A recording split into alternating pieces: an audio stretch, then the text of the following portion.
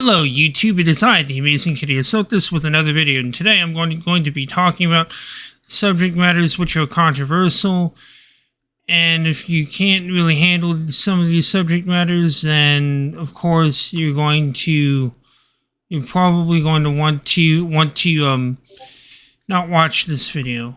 And I'm going to open up with a quotation from B. Train Russell, from the book An Outline of Intellectual Rubbish. If an opinion contrary to your own makes you angry, that is a sign that you are subconsciously aware of having no good reason for thinking as you do. If someone maintains that 2 and 2 are 5, or that Iceland is on the equator, you should feel pity rather than anger, unless you know so little of arithmetic or geography that his opinion shakes your own contrary conviction.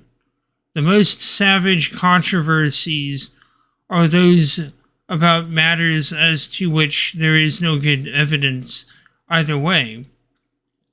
Persecution is used in theology, not in arithmetic, because in arithmetic there is knowledge, but in theology there is only opinion. So whenever you find yourself getting angry about difference of opinion, be on your guard. You will probably find on examination that your belief is going beyond what the evidence warrants. And so, without further ado, today's topic is going to be about questioning society and ourselves. Censorship, by definition, is designed to combat freedom of expression. Accepting some censorship is like accepting some gun control. You eventually lose freedom of speech, freedom of expression, freedom of association, and freedom of thought. And the last ditch ability to defend those things. People need to defend themselves against threats, against not just to their safety, but also against their freedom and liberty. The extremes are often concerned with controlling your thoughts, whether it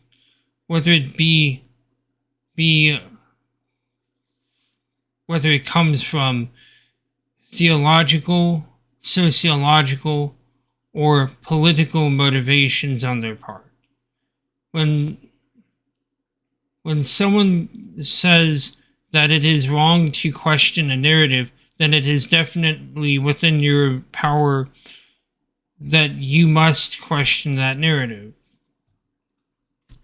The essence of, as Christopher Hitchens said, the essence of the independent mind lies not in what it thinks, but rather in how it thinks.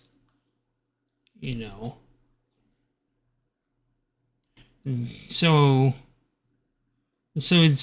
essentially, we as human beings have to question these things. It's essential to not just gaining greater knowledge of the world itself, but also self-realization. You know what I've said time and time again. Whoever answers before listening is both foolish as in unwise and shameful. Believe nothing, no matter where you read it or who has said it, no matter if I have said it, unless it agrees with your own reason and your own common sense. Do not believe in anything simply because you have heard it. Do not believe in traditions simply because they have been handed down for many generations. Do not believe in anything merely on the authority of your elders and, and teachers. But when, after observation and analysis, you find anything that agrees with reason and is conducive to the good and benefit of one and all, then accept it and live up to it. Question with boldness even the existence of a God, because if there be one, he must more approve of the homage of reason than that of blindfolded fear. Facts are stubborn things, and whatever may be our wishes, our inclinations, or the dictates of our passion, they cannot alter the state of facts and evidence. The true intellectual questions those things that are within one's self and those things outside of one's self. Well, pretty much men like King Solomon, Siddhartha Gautama, Thomas Jefferson, and John Addons all said things of that nature. That we need to question various things within society, and when people tell you that it's off limits to question all these kinds of things, then it's like, it's all the more reason that we must. Religion and politics, religious and political institutions are far too interested in making people into things that they are not. Chris Gabriel of meme analysis is right. Almost, if not every religious system, seems to involve the sacrificing of one's child to God in the name of the supposed truth. The very job of propaganda is to make an evil thing sound good and a good thing sound evil. Look at the fact that parents will send their children who are trans, homosexuals, or bisexuals to get conversion therapy, and where their children also have instilled in them toxic masculinity and toxic femininity, of which would be more apt to be called false masculinity and false femininity. It was not just simply the Canaanites who have committed the act of child sacrifice, but those so-called Christians that say that they don't engage in that.